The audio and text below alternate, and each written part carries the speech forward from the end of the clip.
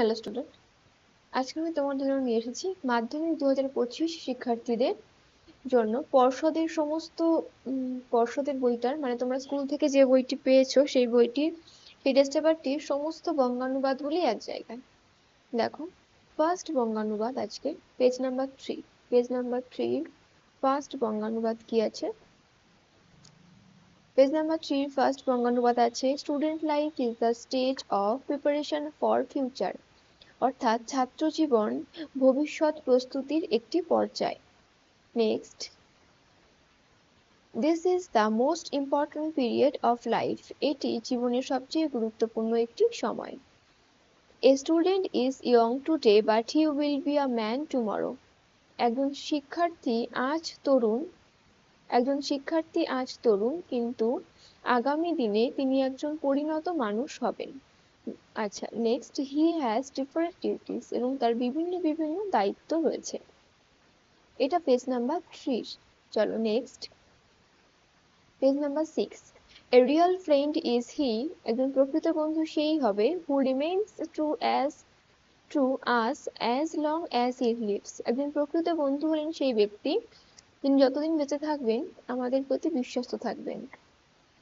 He will share our sorrows as well as your joys, অর্থাৎ তিনি আমাদের আনন্দের পাশাপাশি দুঃখেও অংশ নেন, এবং he will stand by us in our hard times, তিনি কঠিন সময়ে আমাদের পাশে থাকেন।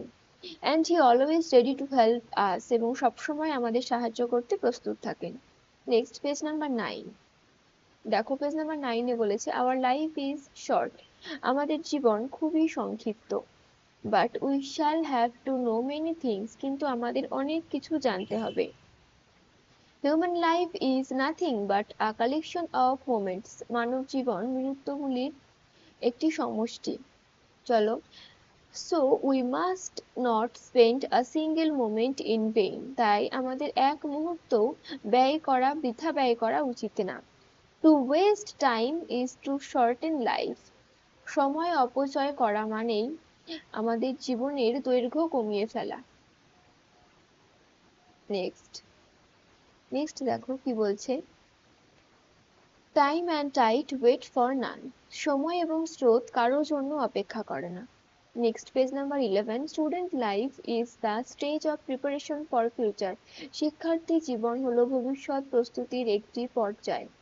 This is the most important period of life, এটি জীবনের সবচেয়ে গুরুত্বপূর্ণ একটি সময়। তারপর দেখো, a student is young today, একজন শিক্ষার্থী আজ তরুণ, but he will be a man tomorrow, কিন্তু আগামী দিনে তিনি একজন পরিণত মানুষ হবেন। হি হ্যাজ ডিফারেন্ট ডিউটিস, তার বিভিন্ন দায়িত্ব রয়েছে। এইটুকু পর্যন্ত তোমাদের পেজ নাম্বার 3 সাথে হ্যাঁ, পেজ নাম্বার 3 সাথে পেজ নাম্বার 9 এর যে বঙ্গানুবাদটা রয়েছে তার সাথে এইটুকুর মিল আছে, তারপর একটু আলাদা। আচ্ছা, কি বলছিলাম দেখো, he should perform them well, তাকে অবশ্যই সেগুলো ভালোভাবে পালন করতে হবে। অ্যাজ আ স্টুডেন্ট, একজন শিক্ষার্থী হিসেবে his first duty is to study and learn, তা একজন শিক্ষার্থী হিসেবে তার প্রথম দায়িত্ব হলো অধ্যয়ন এবং জ্ঞান অর্জন করা।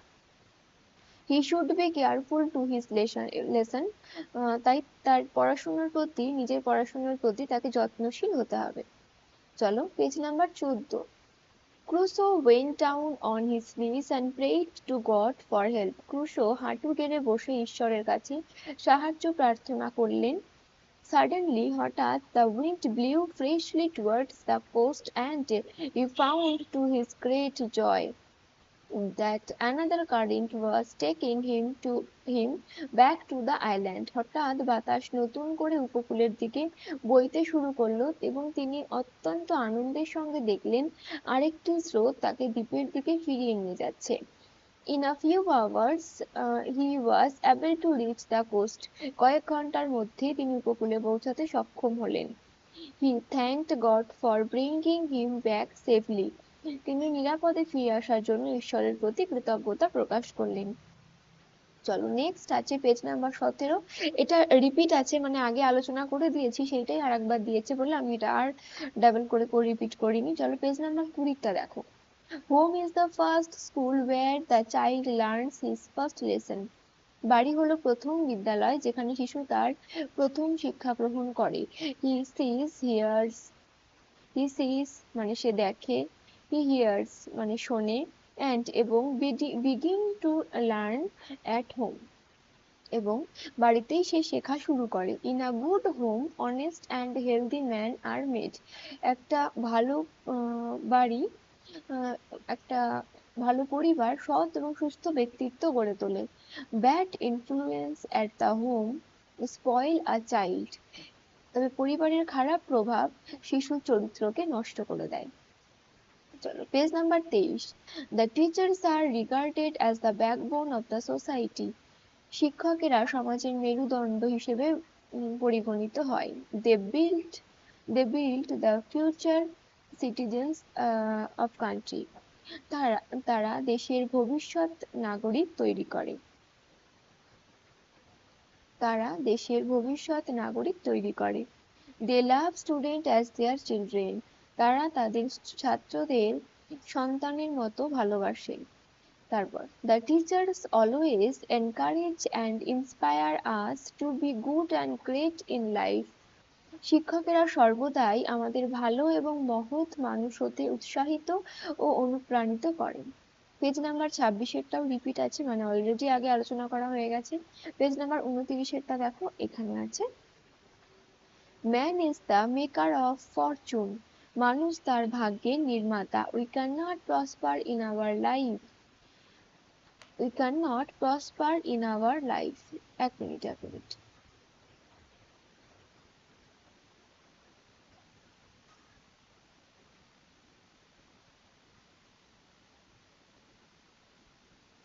চলো, if we are afraid of labor, যদি আমরা পরিশ্রম করতে ভয় পাই, some people, আচ্ছা এক মিনিট, এখানে একটু গন্ডগোল আছে, আগে একটু আমি বলিনি। We can not prosper in our life, আমরা জীবনে কখনোই সফল হতে পারবো না।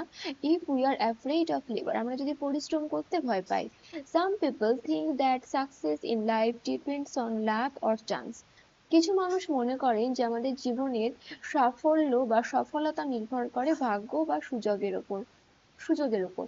Nothing can be further from truth, যেটা সত্য থেকে অনেক দূরে। অর্থাৎ এই ধারণাটা একেবারেই ভুল।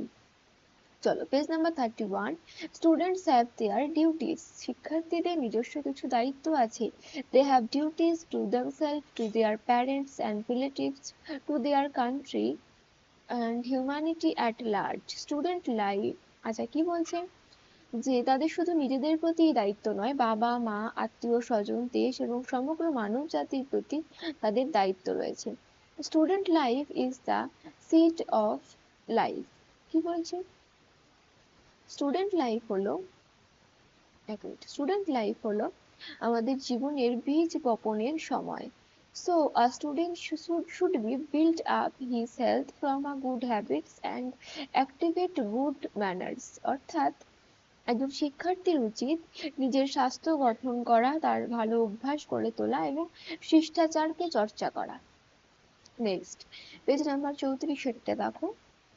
One day a fox was going beside the vineyard. একদিন